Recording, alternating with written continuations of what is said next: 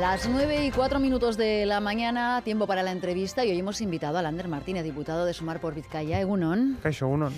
Vamos a hablar, lógicamente, en los próximos minutos sobre la situación que se vive en Madrid, que es donde trabaja habitualmente en el Congreso. Pero tenemos una ITV Focus sobre la mesa con diferentes partes, hoy sobre preocupaciones ciudadanas, pero ayer ofrecimos intención de voto a Juntas Generales y se contempla en ese ITV Focus que Sumar y el Elkarrekin Podemos se presenten por separado, algo que les pasaría factura.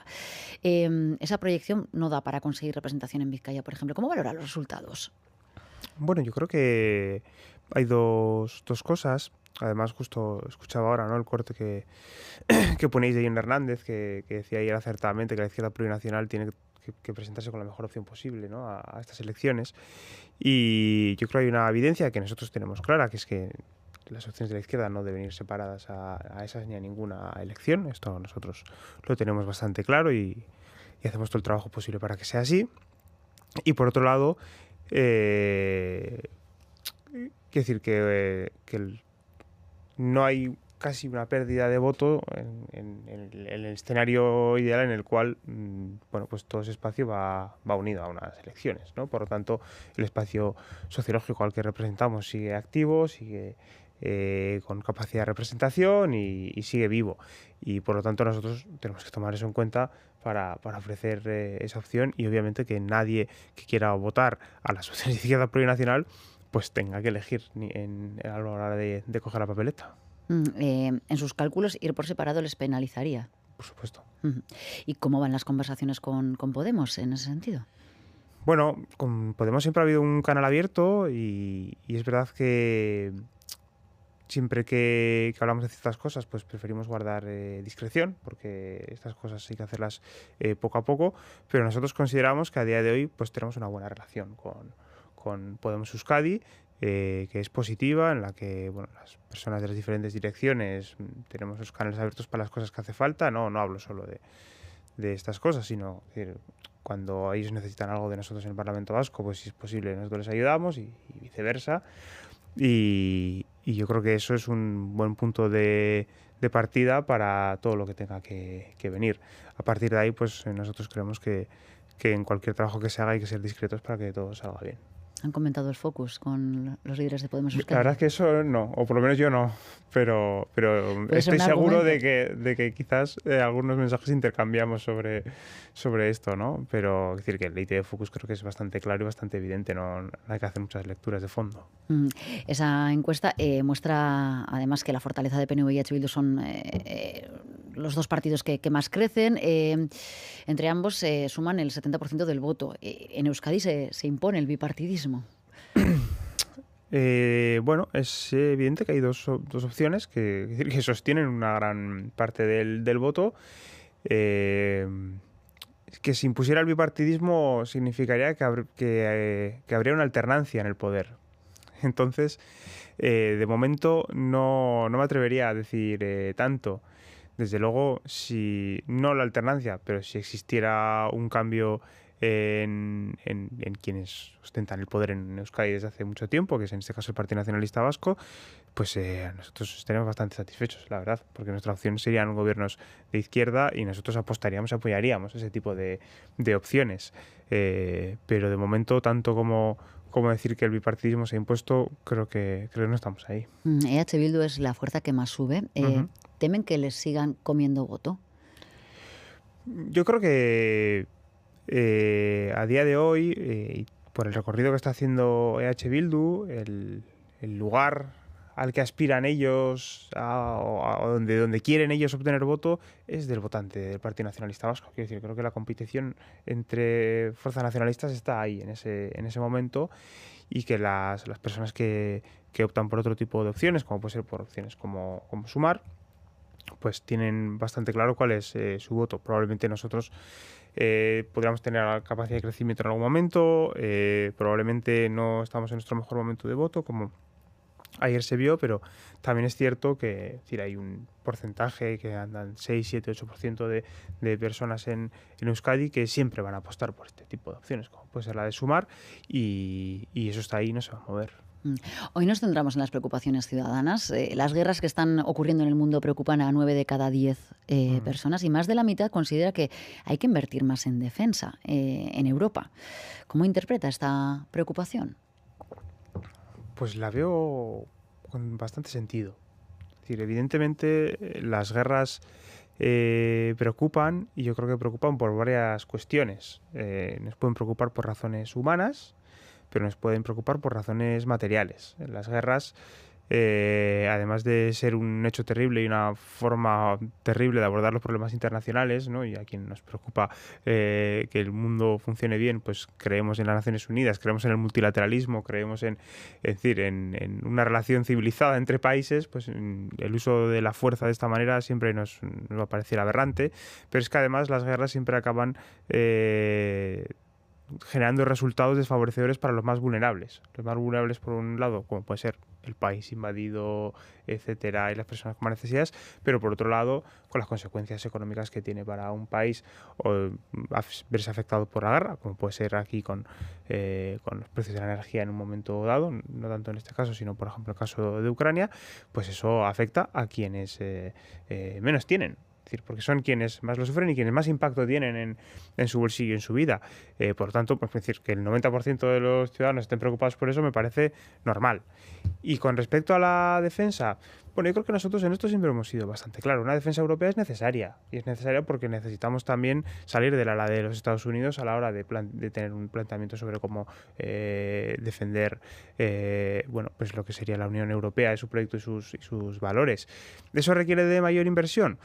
Yo ahí tengo dudas, honestamente. Creo que lo que requiere es de mayor coordinación y de menos individualismo por parte de los países de la Unión Europea a la hora de plantear sus necesidades de defensa. Entonces probablemente supone una profundización en lo que es la Unión Europea y no tanto en la inversión en sí misma.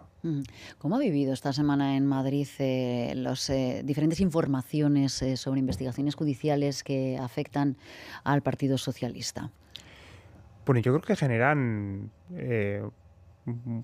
todo lo que ha sucedido no solo esta semana, sino la Mm. anterior, a nosotros nos generan diversas emociones y diversas conclusiones políticas, ¿no? Porque creo que hay dos hechos que son innegables. El primero es que existe una evidente ofensiva por parte de las derechas y por parte bueno, de diferentes estamentos para, es decir, para acabar lo antes posible con el gobierno de coalición progresista. Creo que ¿Estamentos eso es, judiciales?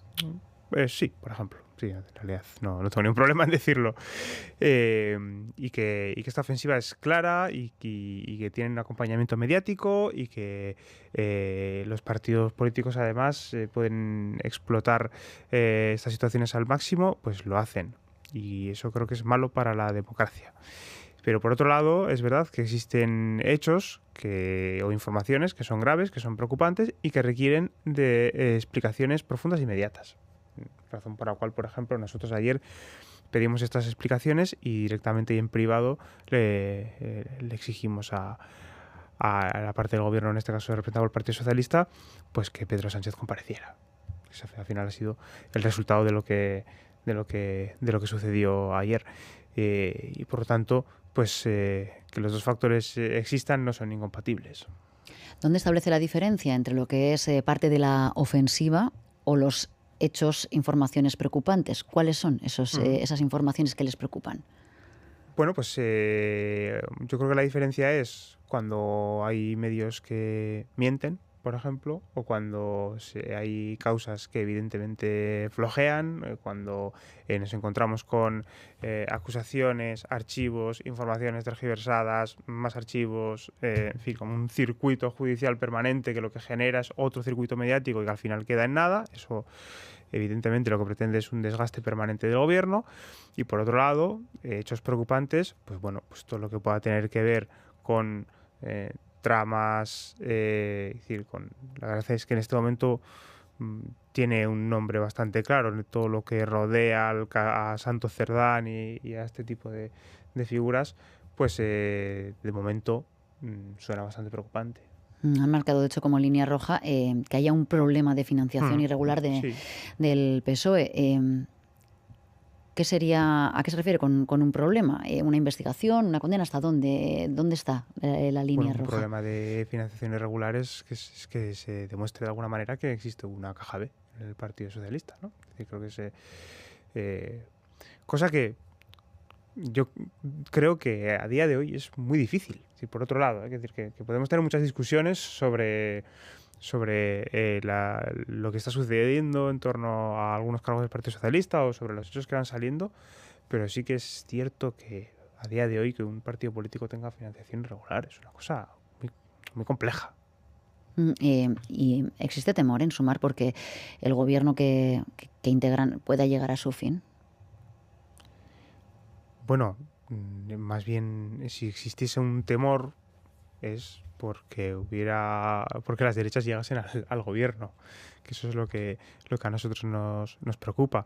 Pero de las explicaciones que han solicitado, de cómo ven a su socio, claro, en privado, en público ya hemos escuchado a Pedro Sánchez que va a agotar la legislatura.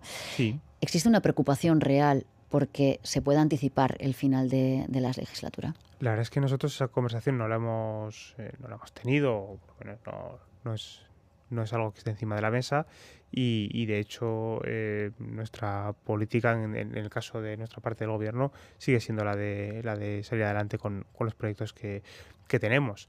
Nosotros en este momento lo que exigimos es las explicaciones necesarias, no tanto para sacar conclusiones con respecto a la durabilidad del gobierno, sino para poder seguir dando impulso a las medidas que tiene que sacar adelante este gobierno y seguir dando impulso al gobierno de coalición.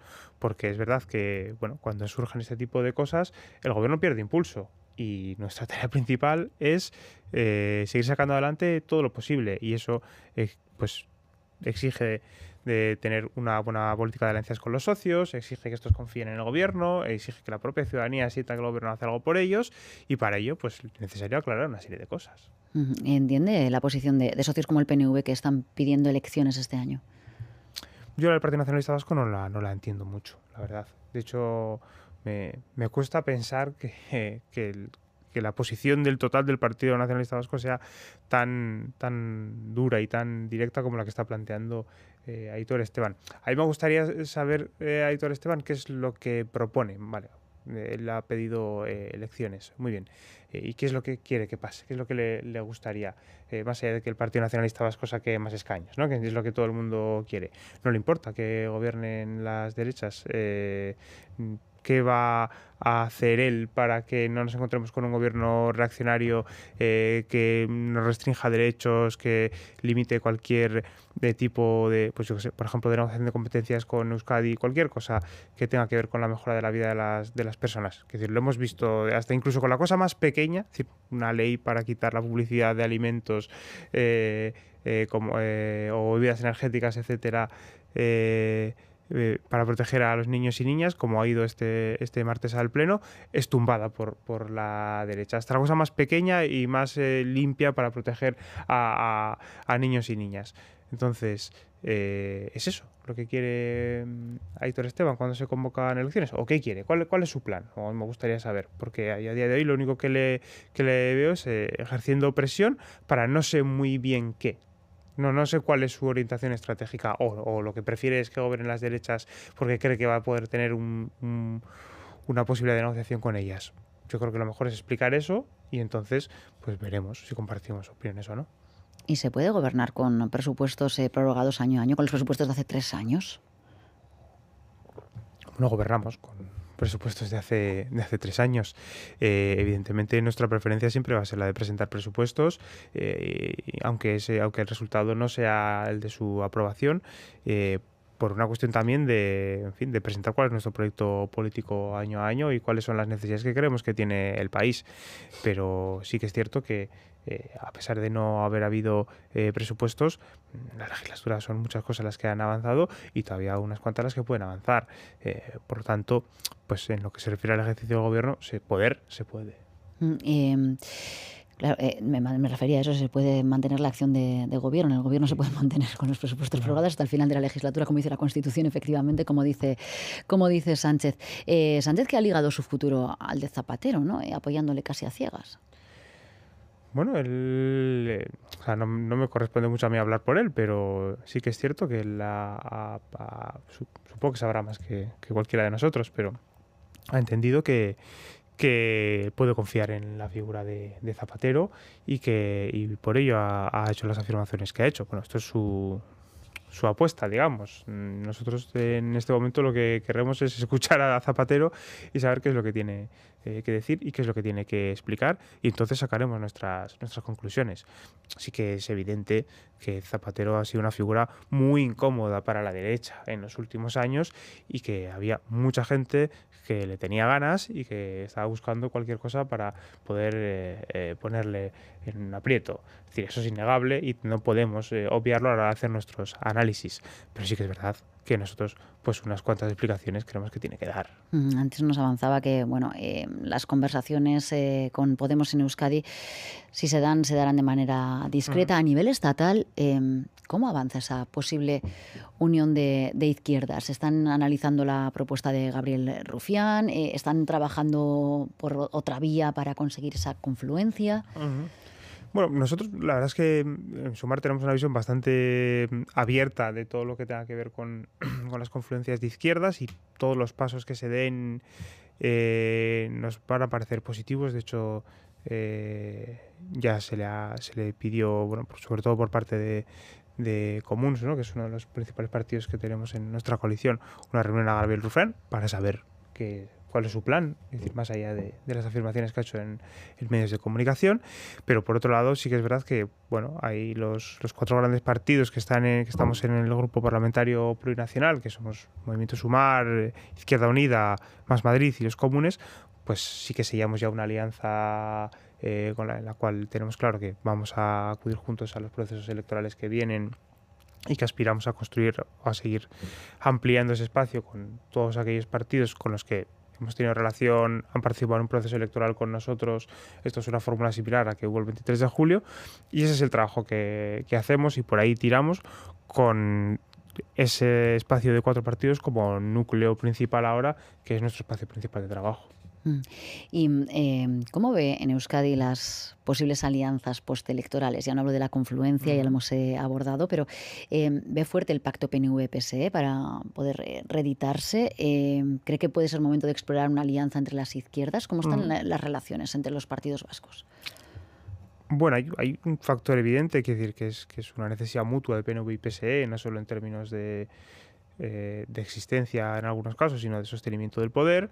Y de hecho, creo que no sería raro afirmar que probablemente la agresividad que está teniendo Aitor Esteban con Pedro Sánchez o con el gobierno de coalición en este momento es para no atacar a sus socios aquí, con los que evidentemente tiene grandes fricciones en este momento, que yo creo que existen y que son evidentes. De ahí a que haya un cambio de política de alianzas del Partido Socialista, pues nosotros a día de hoy no vemos ninguna señal de que esto vaya a suceder. En todo caso, nuestra apuesta siempre va a ser por alianzas de izquierdas, siempre vamos a estar dispuestos a explorarlas, y creemos que siempre es un buen momento para explorarlas, y nosotros vamos a hacer apuestas claras de gobiernos de izquierdas en cuanto tengamos la oportunidad. Y probablemente la primera será esas elecciones municipales y forales, que en muchos municipios pueden abrir esta posibilidad. Y allá donde se pueda, nosotros vamos a estar, seguro. Hay conversaciones abiertas en Euskadi para avanzar en el autogobierno. No sé si Sumar está o ha llegado a estar en algún momento en esas conversaciones entre los tres grandes partidos, que no sabemos en qué punto se encuentran, si avanzan o no avanzan. Veo opciones de poder desarrollarlo.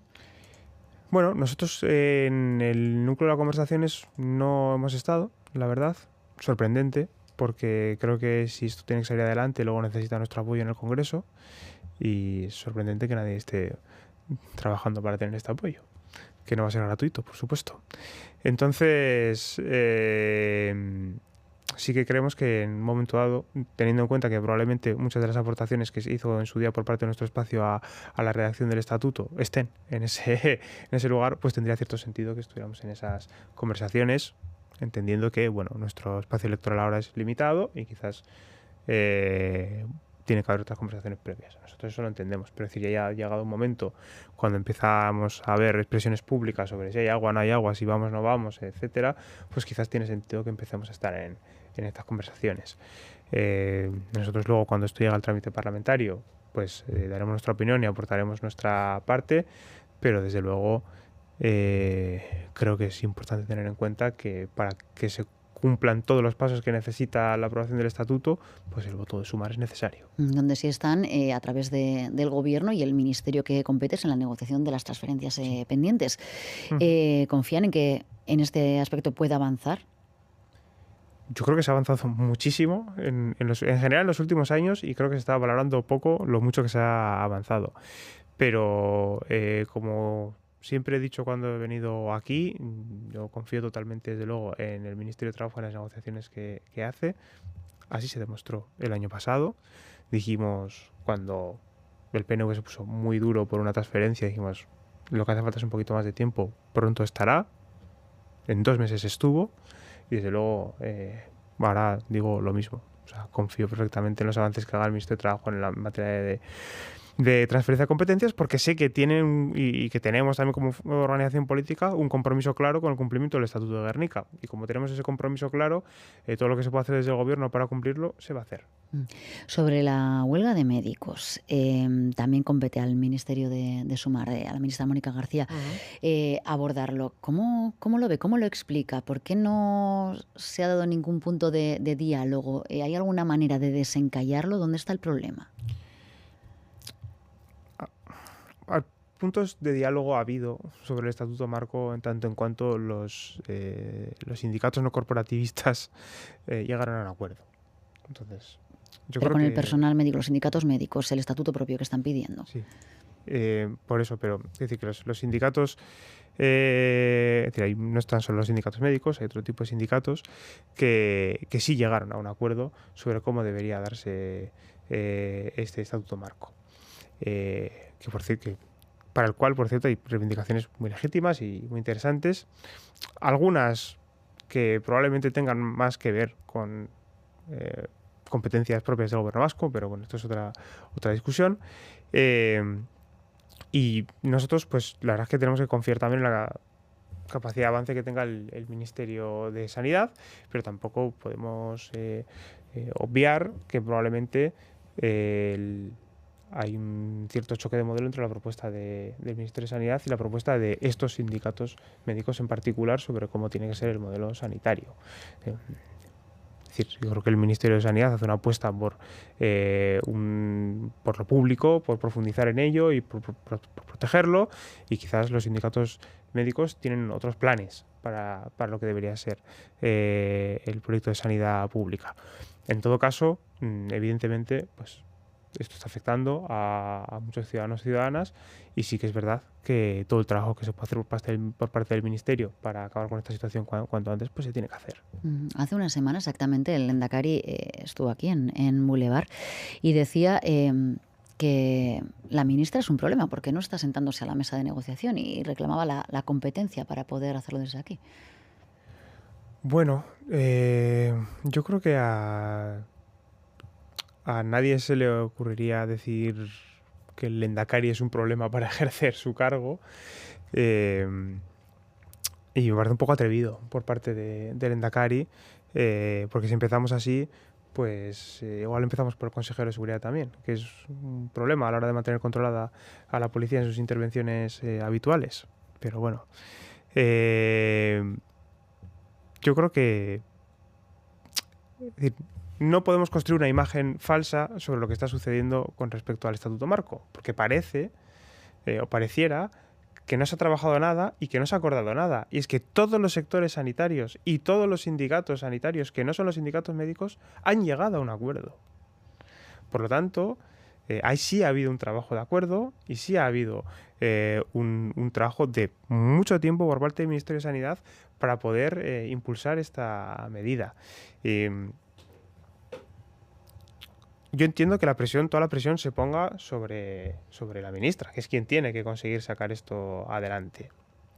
Y confío mucho en la ministra y en la capacidad que tenga de sacar esto adelante, pero también tenemos que plantearnos cuál es la disposición que está habiendo para avanzar por parte de los sindicatos médicos.